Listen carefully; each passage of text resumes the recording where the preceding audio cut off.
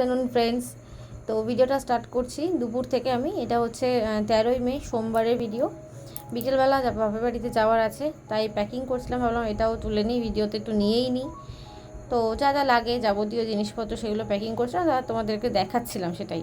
তো ডিরেক্ট চলে এলাম বিকেলবেলা রেডি হয়ে। এই যে মেয়ে রেডি হয়ে গেছে, ওকে রেডি করিয়ে দিয়েছি। একটা হাকোবা ড্রেস পরিয়েছিলাম ওকে, সুতির, বেশ সুন্দর।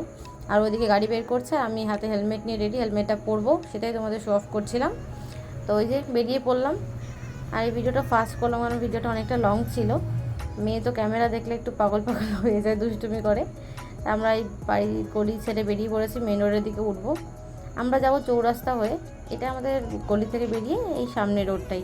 বাড়ি যাওয়ার কথা ছিল শনিবার, কিন্তু সেটা ক্যান্সেল হয়েছে সোমবার, কারণ আমার একটা অনুষ্ঠান বাড়ি পড়ে গেছে মাঝে, রবিবারই অন্নপ্রাশন ছিল। সেটার ভিডিওটা আসবে আগামীকাল। তো ভিডিওটা কন্টিনিউ করতে করতে আরেকটা কথা বলে দিই, ফেসবুক পেজ থেকে যারা দেখছো ফেসবুক থেকে ফলো করে দেবে, আর ইনস্টাগ্রাম আর ইউটিউব যেটা আইডিটা আছে সেখান থেকেও ফলো অ্যান্ড সাবস্ক্রাইব করে দিও।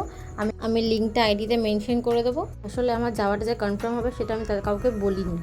আমি জানতাম আমি যাবো, বাট বাড়িতে কাউকে বলিনি, তাদের কাছে একটা সারপ্রাইজ রয়েছে। তো এই কারণে চুপে চাপে যাওয়া, না হলে আমি যাই যখন আমার বাড়িতে সবাই কম বেশি জেনেই যায় যে আমি যাচ্ছি। তো আমি চলে এসেছি, আমাকে অটোতে তুলে দিল, ও চলে গেল। অটোতে তুলে দিয়ে আমি আর মেয়ে অটো করে চললাম। এবারে এখান থেকে বেশিক্ষণ না, খুব জোর হলে 10 থেকে 15 মিনিট লাগে।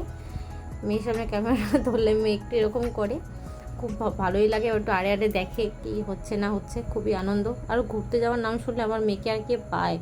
চলে এসেছি বাড়িতে। এই যে আমার মা সেদিকে ঘুমাচ্ছে, ঘুম থেকে তুললাম ডেকে। আর আমার মেয়ে তো এখন খেলায় মগ্ন হয়ে গেছে। এটা হচ্ছে আমার বড়দির মেয়ের সঙ্গে এসে ওই যে খেলায় মেতেছে, ব্যাস। মা আমাকে একটু ভাত মেখে খাইয়ে দিল।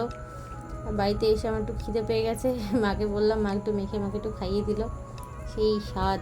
আমার দিদির মেয়ে মানে রাই আমাকে বললো, মিমি একটু চলো বনুকে নিয়ে আমাদের ঘরে একটু খেলা করি। চলে গেলাম, বসেই ছিলাম। আর এখানে আসা মানে আমার এই আড্ডা, খাওয়া আর ঘোরা, ব্যাস, আর তো কোনো কাজই নেই।